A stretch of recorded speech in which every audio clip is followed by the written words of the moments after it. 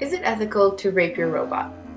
We believe it is ethical, as long as the robot isn't self-aware. We feel as long as the robot can't be harmed, it is ethical. Given that our ethical stance revolves around the robot's consciousness, we will define the key elements that are required for a robot to be considered a conscious being.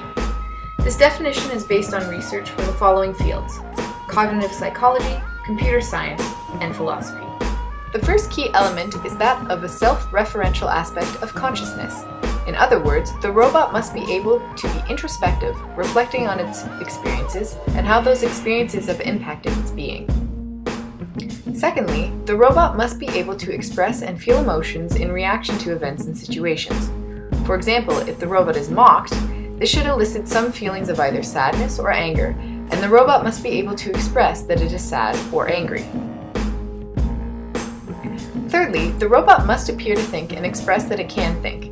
As humans, we are not able to detect whether people other than ourselves think, but we know that we ourselves think.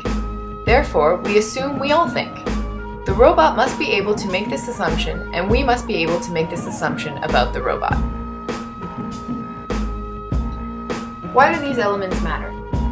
If the robot can think, be introspective, and have emotional reactions and repercussions, the robot is vulnerable to being harmed and emotionally abused, causing cognitive distortions about oneself or others. This in turn affects the robot's ability to function, much like a human. Given that one cannot harm a robot as long as it is not self-aware, perhaps robots can be used as a sort of rape surrogate.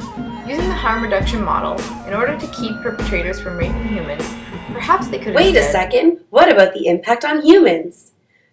Through research, we have found evidence to suggest that regardless of robot's conscious state, raping a robot will not discourage the perpetrator from assaulting humans.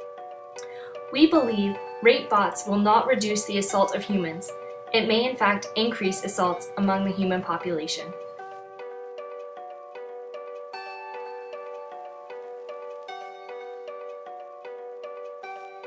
Dark fantasies. Many sex offenders report that they have had fantasies related to their offenses. Dark fantasies are not dangerous by themselves, nor are they uncommon among the general population of society. However, once the barrier between fantasy and behavior is crossed, it increases the risk that sexual offense will occur.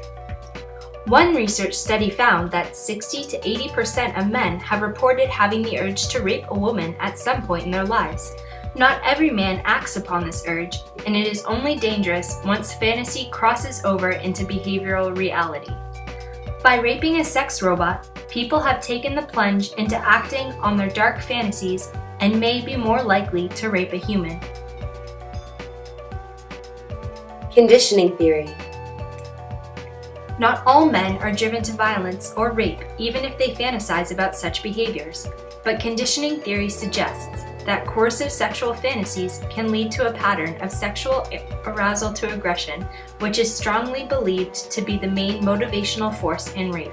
By entertaining coercive sexual fantasies during masturbation, sexual arousal becomes conditioned to coercive sexual fantasies. Furthermore, sexually aggressive fantasies serve as models for rape scenarios that are likely to be acted out when inhibitions are sufficiently eroded. It is highly possible that raping a robot would in fact lower the user's inhibitions to rape, which would increase the likelihood that they would rape a human if the situation presented itself. Power is sexually arousing. A strong power-sex association is linked with people who have a higher likelihood to rape. Men who associate power with sex may be predisposed to aggressive acting out when they are sexually stimulated, or, conversely, to sexual acting out when they are in a position of power over a woman. We feel that using a rape bot would only serve to strengthen the power-sex association within the user, which would increase their likelihood to rape a human. Rape myth acceptance. Rape myths are specific beliefs surrounding rape.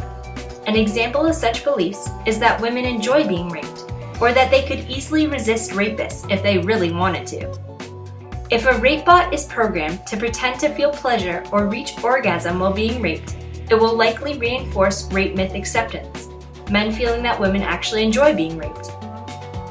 An increase in rape myth acceptance is extremely dangerous because it will likely increase the probability that the perpetrator will rape a human. Normalization, desensitization, escalation. Watching a sexual assault may normalize the behavior and encourage a viewer to subsequently commit such an assault.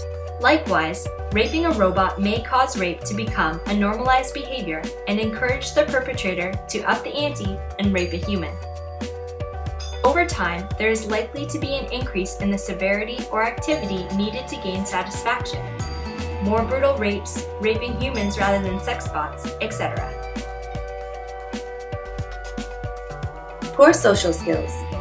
The inability to properly read women's social cues is linked with a higher likelihood to rape.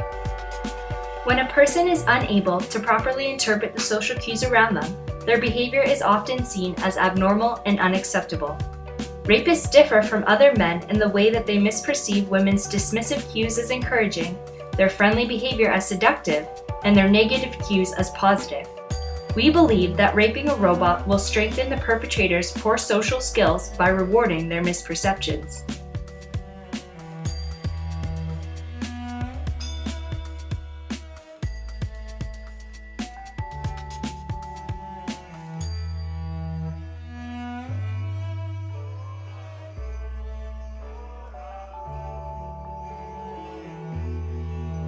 In a therapeutic context, raping a robot could be used to explore and educate perpetrators on rape myth acceptance and misinterpretations of social cues.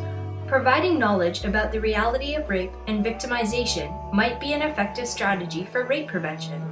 Research shows that men who participated in a course about rape laws became less accepting of rape. Rape bots could be used in roleplay in order for the therapist to expose their client to various personalities and situations that the client would typically interpret as sexual. After roleplay with the rape bot, therapist and client could discuss what the bot was actually saying in these situations. In other words, reading between the lines accurately. Our conclusion. It is ethical to rape a robot in a therapeutic context in order to reduce the incidence of rape in society, as long as the robot is not self-aware. It is not ethical to rape a robot for recreational purposes only, as this can have detrimental effects for the perpetrator and increase the likelihood that he or she will rape a human being.